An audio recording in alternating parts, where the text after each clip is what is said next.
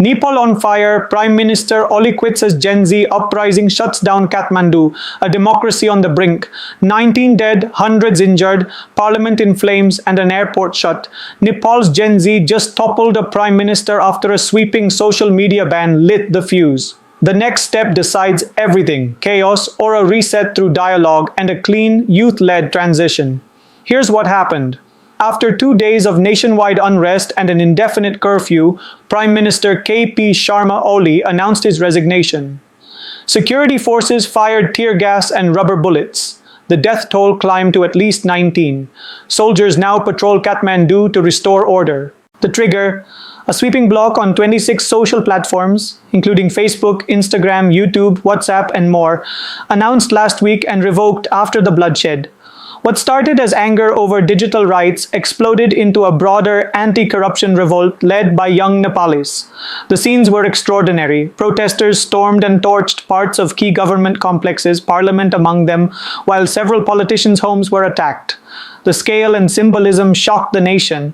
It was the worst street violence in decades. Aviation ground to a halt. Kathmandu's Tribhuvan International Airport was shut. Multiple flights were diverted or cancelled as India's airlines issued advisories. Curfews tightened and army units secured critical sites across the capital. What fueled the fury?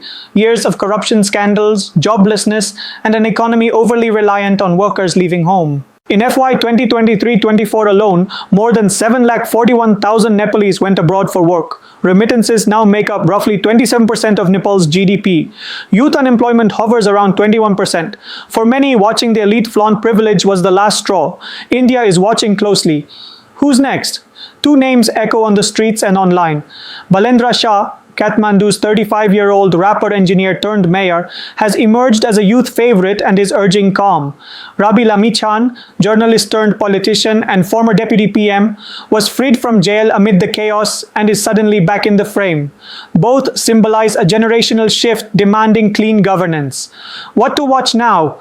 Will an interim broad-based arrangement open the door to early elections? Can protesters channel anger into institution building, independent probes into the killings, anti-corruption reforms, and rules that make politics accessible to first-time leaders? Our take: Nepal's young voices just forced a once unthinkable reset. The quickest path out of this crisis is also the hardest. Credible dialogue, justice for the dead and injured, and a transparent roadmap to polls. If leaders, old and new, can agree on that, a nation that's often stumbled might finally pivot to stability. What's your solution for Nepal's next 100 days? Dialogue first or elections now? Comment your thoughts on this. Don't forget to like, share, and subscribe to Thilak News.